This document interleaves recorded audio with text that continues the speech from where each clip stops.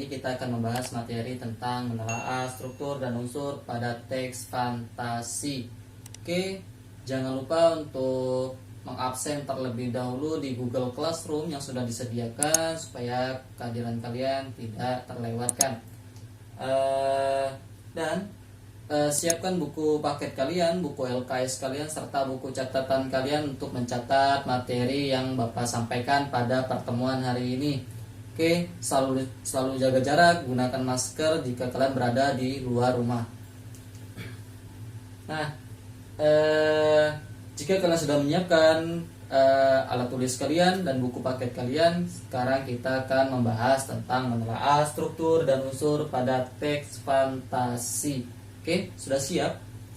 Nah, jika kalian sudah siap, kita mulai saja. Yang pertama, kita bahas tentang KD dan indikator capaian kompetensi. Namun yang kita bahas di sini adalah KD 3.4 terlebih dahulu. Ya. Menelaah struktur dan kebahasan pada teks cerita narasi yang berbentuk fantasi, ya, ataupun imajinasi yang bisa kalian baca maupun kalian dengar. Indikatornya menelaah hasil melengkapi cerita imajinasi dari segi struktur dan pada cerita fantasi. Kedua, kalian menelaah kebahasan pada teks cerita imajinasi atau fantasi dari segi diksi atau pilihan kata dan kalimat dialog serta kesalahan tanda baca yang terdapat dalam teks cerita fantasi ini. Oke, kita lanjut ke bagian tujuan pembelajaran, ya. Tujuan pembelajaran pada pertemuan hari ini, ya, setelah kalian mendapatkan materinya, kalian simak, kalian diharapkan dapat menelaah hasil struktur maupun cerita imajinasi dan melengkapi ceritanya, baik yang kalian dengar maupun kalian baca. Yang kedua, kalian dapat menelaah cerita imajinasi dari segi diksi atau pilihan kata dan kalimat dialog serta kesalahan tanda baca yang digunakan dalam teks cerita fantasi ini. Nah, ini tujuan pembelajaran yang akan kalian capai pada pertemuan hari ini. Jadi, kalian simak video pembelajaran hari ini, kalian catat materinya, jangan sampai lupa, ya, karena nanti catatan kalian akan Bapak periksa terlebih dahulu. Selanjutnya, kita membahas tentang menelaah struktur teks fantasi terlebih dahulu, baru kita membahas tentang unsur kebahasannya. Oke, menelaah struktur teks fantasi. Nah, di sini Bapak sediakan cerita imajinasi, ya, tentang angsa dan telur emas. Silakan kalian baca terlebih dahulu, kalian cermati teksnya. Nanti akan kita bahas sama-sama tentang strukturnya. Oke, silakan dibaca terlebih dahulu.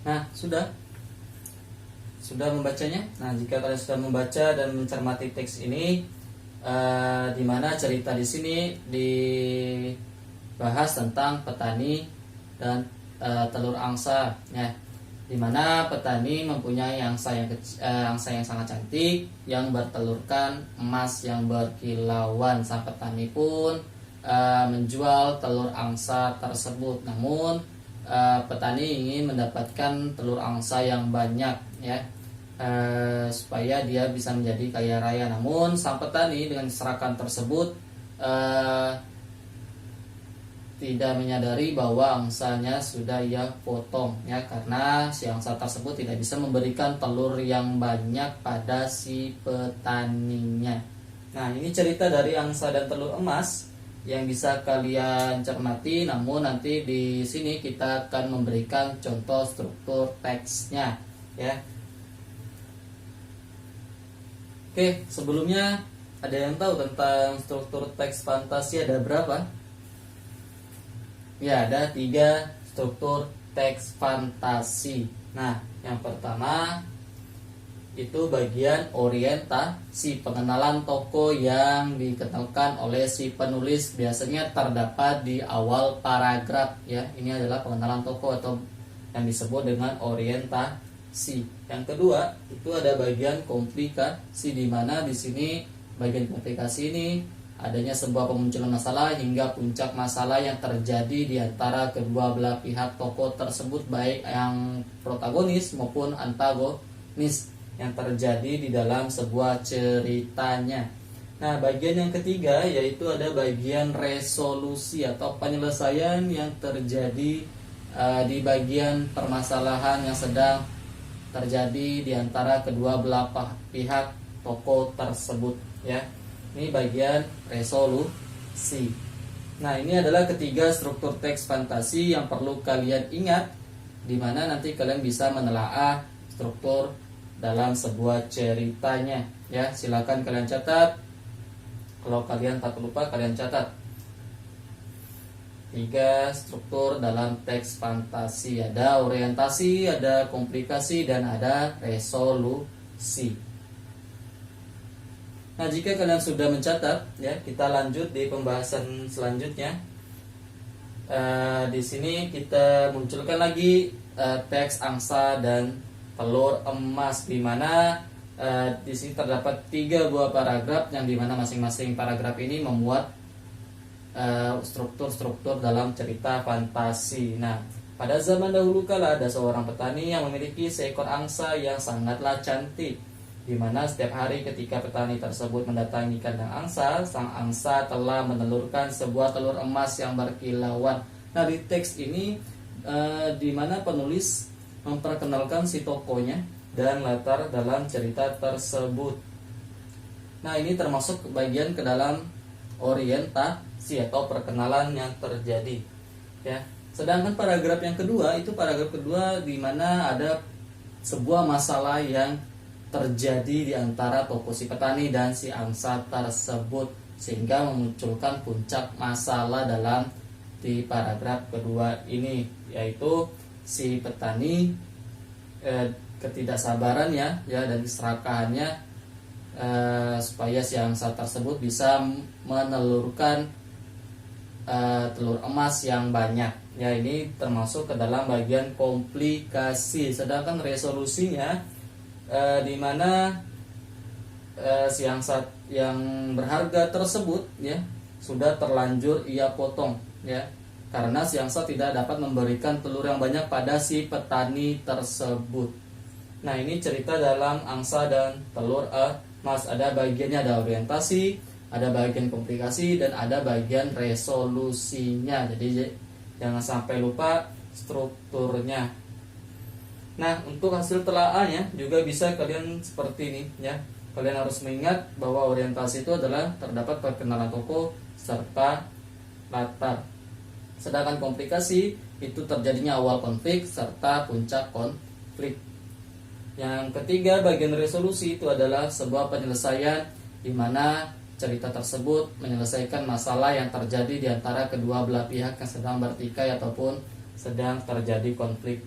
Nah, ini bagian-bagian dalam struktur teks cerita fantasi.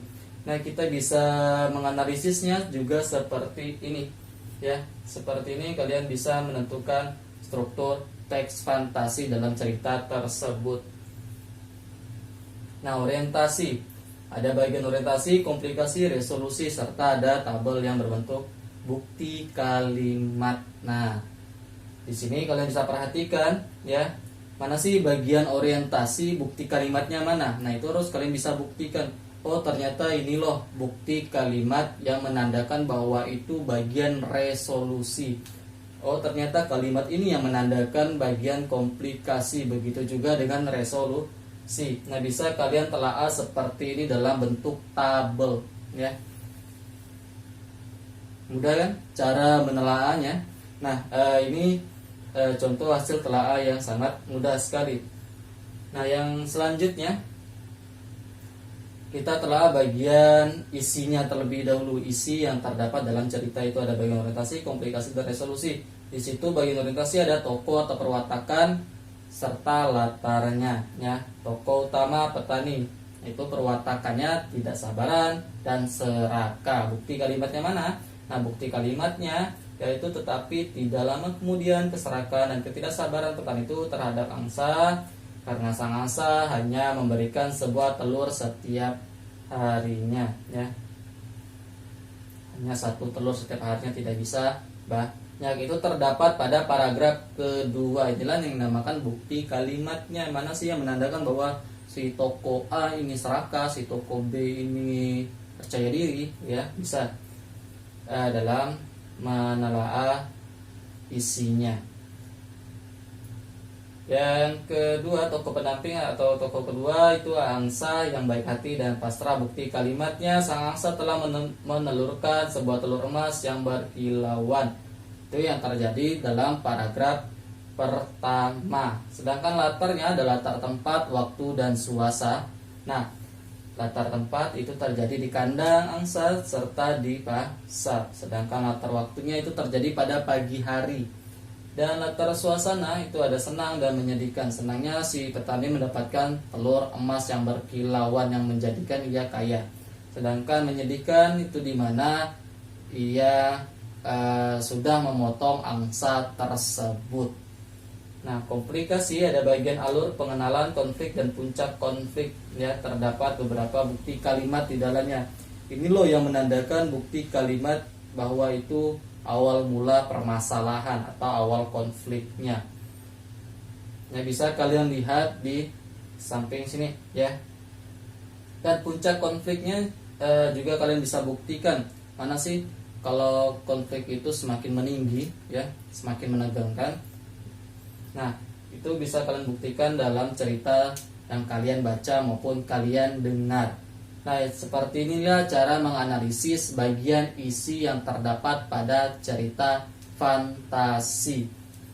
Oke, selanjutnya di bagian resolusi, ya, bukti kalimatnya. Tetapi ketika gagasan tersebut dilaksanakan, tidak ada sebuah telur yang dapat ia temukan dan angsanya yang sangat berharga terlanjur mati dipotong. Ini bagian penyelesaian yang terjadi pada kedua belah pihak, ya.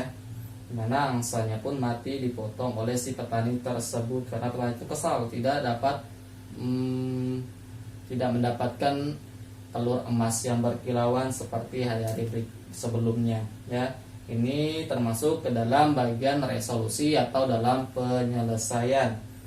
Oke, paham? Mudah dalam menganalisis struktur maupun menganalisis isi yang terdapat dalam cerita fantasi yang kalian baca maupun kalian dengar. Nah, seperti inilah cara menganalisisnya. Supaya kalian lebih mudah, kalian buat tabel seperti yang sudah kalian lihat tadi, ya, supaya memudahkan kalian mengerjakan soal.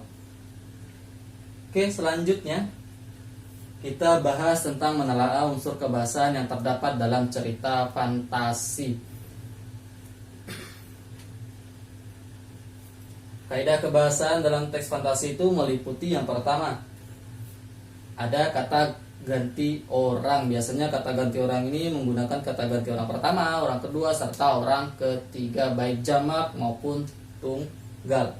Nah, ada juga penggunaan konjungsi atau kata hubung. Konjungsi di sini digunakan konjungsi temporal, penanda waktu dalam sebuah cerita. Biasanya dalam sebuah teks yang berbentuk narasi itu menggunakan konjungsi temporal atau waktu. Yang ketiga itu ada kata keterangan yang digunakan atau dipakai dalam sebuah teks cerita fantasi. Yang keempat ada kata sifat. Serta yang terakhir itu penggunaan kata sandang, si, dan sang, ya, yang biasanya digunakan dalam cerita teks fantasi maupun cerita imajinasi. fantasi. Nah, inilah kaidah kebahasaan teks fantasi yang perlu kalian pahami, yang perlu kalian catat, yang perlu kalian simak supaya kalian bisa menganalisis dalam sebuah cerita fantasi nanti. Oke? Paham ya? Nah, jika kalian masih belum mengerti, kalian bisa tanyakan di kolom komentar ataupun kalian bisa menjapri WhatsApp Bapak. Oke, selanjutnya kita bahas yang pertama itu kata ganti orang ya. Biasanya dalam cerita itu menggunakan kata aku, menggunakan kata saya, ada menggunakan kata kami. Biasanya kata kami di sini ini lebih dari satu orang yang biasanya digunakan pada kata ganti orang jamak. Yang berikutnya ada kata ganti mereka. Yang terakhir bisa juga kata gantinya itu menggunakan nama orang saja. Nah, jadi hanya menggunakan nama orang dalam cerita tersebut tanpa menggunakan kata aku, saya, mereka, dan dia. Ya, seperti ini. Ini penggunaan kata ganti orang yang terdapat dalam sebuah cerita fantasi. Selanjutnya, konjungsi temporal atau penanda waktu dalam sebuah cerita teks fantasi. Biasanya itu menggunakan kata kemudian. Kemudian petani pun pergi ke pasar untuk menjual telur tersebut. Nah, bisa seperti itu, contoh kalimatnya bisa seperti itu. Dan kata kemudian berarti dia menggunakan konjungsi atau kata hubung temporal atau penanda waktu. Yang kedua, akhirnya petani pun menyesal karena telah memotong angsa tersebut. Nah, itu contoh kalimatnya.